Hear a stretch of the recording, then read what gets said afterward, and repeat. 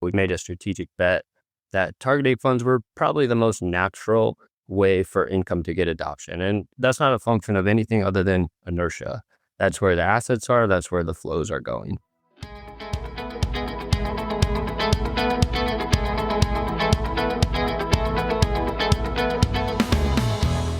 This is 401k Specialist Editor-in-Chief Brian Anderson, and this is the 401k Specialist Podcast. In this first new episode of 2026, I'm excited to be talking to one of the industry's real movers and shakers when it comes to evaluating in-plan lifetime income options. That would be Kelby Meyers, founder and CEO of Lincoln, Nebraska-based Nestimate, a retirement income analytics provider that works with plan advisors, sponsors, RIAs, and broker-dealers to quickly benchmark plan costs and fees, bringing greater transparency and fiduciary confidence to plan decisions.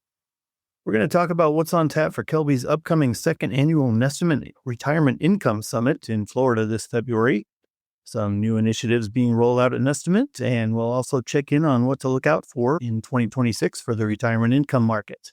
Welcome to the 401k Specialist Podcast, Kelby. Awesome. Thanks for having me, Brian. It's great to be here and excited to be in the inaugural episode of 2026. All right. Well, I want to start off by talking a little bit about the Nestimate Retirement Income Summit, which is set for February 25th through 27th in St. Petersburg, Florida. This is going to be the second annual after last year's successful inaugural event that I hear brought together quite a collection of high-profile leaders in the retirement income community. Now, everyone knows putting on a conference is a whole lot of work. I'm curious, what sparked your interest in starting up your own conference? Did you see a big void that needed to be filled? Yeah, I think so. What we realized is advisors were really looking for a framework with which to evaluate and make sense of this rapidly evolving income space. What we had realized, and I had to give a lot of credit to our COO, Josh Anderson, as his brainchild to bring this together. But we had built a lot of this thought process into the software itself. And it was almost like, how do we extract what we thought of like going into the software to make sense of these solutions and bring that into more of an educational format and give advisors that launch pad for which to evaluate. I was just on a call this week with an advisor and says, it feels like I've been missing out on lifetime income. So if there's any advisors out there that, have that sentiment, I'd say this is really their opportunity to get up to speed. Great. Well, I'm wondering, can you share a few details about this year's event? Maybe starting with who should attend, what might be a little different this year compared to last year? Yeah, absolutely. So, last year, when I think back, we had, advisors, consultants, and even home office investment teams from RIAs and broker dealers. And so really anybody in that category makes sense that's trying to think through a strategy of how they might handle retirement income, either as an advisor or independent, or whether that's at the home office level. I think any of those folks would benefit from attending.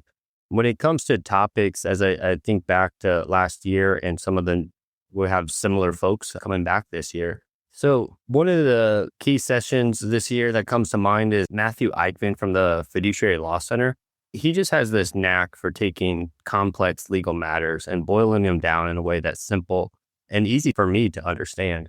And the feedback I got last year from advisors, it really gave them that confidence that there is significant legal precedent, guidance, and legislation when it comes to retirement income. So it really gives them that license to move forward with it. We also have Spencer Look from Morningstar. I don't know if you've heard him speak, but he's an absolute brain when it comes to retirement income. He's forgotten more than I'll ever know. What I appreciate about him is he just has this really objective way of analyzing and communicating the benefits and potential drawbacks of lifetime income. We'll also be joined by Brendan McCarthy, head of retirement at Nuveen, Trevor Gary, CEO of Mycruity, one of the middleware technologies that is making all of this possible behind the scenes with Recordkeeper connectivity. And this year, we're actually adding a couple sessions on the private markets. So we'll have representatives from Blackstone and KKR. And what they're really going to talk about is some of those like common objections or misunderstandings with private markets and how their firms are communicating these new solutions for the DC space. Excellent. Well, I know a lot of people are really looking forward to the event next month in Florida as the retirement industry continues to strive for increased adoption of in-plan lifetime income solutions. So we wish you all the best with it. Now I'd like to shift gears a little bit and ask you about the significance of the fairly recent Vanguard TIAA launch of a target date CIT that has a built-in TIAA annuity. Why do you think that a lot of people are looking at this? They seem to be looking at it as more than just another product launch. Yeah, it felt to me a little bit like a shot heard around the world, so to speak. A couple of reasons for that, in my opinion. Number one, you have Vanguard, just an industry stalwart, that 800-pound gorilla in target date funds. They actually hadn't had a new target date fund series for, I think, 22 years. So if you think about in perspective, that's prior to PPA. So they don't change often. And if they're going to, they're very intentional.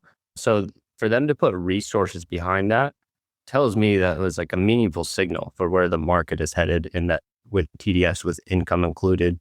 And then just anecdotally, I just remember reading some research from Vanguard. Now, this was probably 2+ years ago.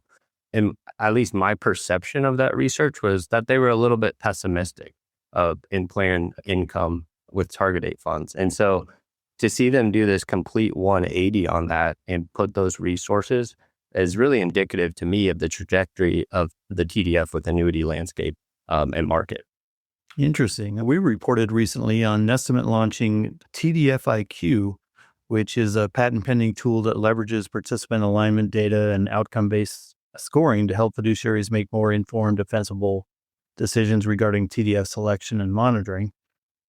Now, can you explain how your launch of the TDF-IQ might relate to the Vanguard TIAA launch of that target date CIT with a built-in annuity? Yeah, so I guess they don't relate directly. Obviously, having a big industry stalwart come out like that is supportive of what we had built there. And I think gives us more of an opportunity to work with advisors. We had, a long time ago built the annuity analysis component. And this was like just where we saw the industry going almost 2 years ago. We kind of made a strategic bet that target date funds were probably the most natural way for income to get adoption. And that's not a function of anything other than inertia. That's where the assets are. That's where the flows are going. And so we thought of like annuities as this new asset class within target date funds. And we had built the tool to evaluate the annuity component. And the question was, how do you evaluate this combination of such? And what if, a specific insurer is combined with multiple glide paths? Or what if a glide path someday has multiple insurance annuities within it? Like, how do you handle those differences? And so TDF-IQ was built with that in mind. So as you mentioned, we have that proprietary demographic weighted scoring methodology and this new way to analyze target date funds with income, which is the retirement income score, which is that kind of outcomes focused lens. Because when we looked at the traditional ways that target date funds were being evaluated, when you add the annuity component, it changes some of the MPT statistics and how you really need to think about it. And so we wanted to build a target date fund analyzer first, but a target date fund tool that could handle these new asset classes like annuities. Great. All right. Well, before we wrap it up, I'd like to ask you about any of the key issues that are on the radar for lifetime income solutions in this coming year. Any obstacles that might be keeping people up at night, or how's the outlook at this point? Yeah, I'd say the obstacles, it feels like same story, different day in some regards. The two big ones that come to mind has been just education at the advisor, sponsor, and even participant level. And so we hope, like through this conference and through our tools and services, we can support that education. The second that comes to mind is what I see changing in some regard in 2026 is Recordkeeper availability. I can't tell you how many times we've had conversations with an advisor that says, I'm interested in income, but the Recordkeeper I'm predominantly using doesn't have access to a retirement income solution. Therefore, I'm hesitant to bring it up with the sponsor if there's nothing available.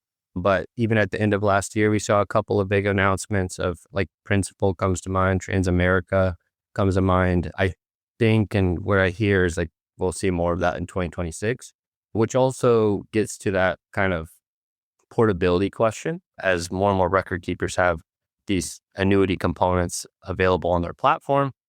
Thus, hopefully, more and more of that portability issue can be solved. So I think those are meaningful things that we'll see in 2026 that could lead to increased adoption. All right. Well, Kelby Meyers, founder and CEO of Nestimate, thanks again for joining us today and sharing all of these insights on the 401k Specialist podcast. And we want to wish you best of luck with next month's summit event. Awesome, Brian. Thanks for having us. Pleasure to be here.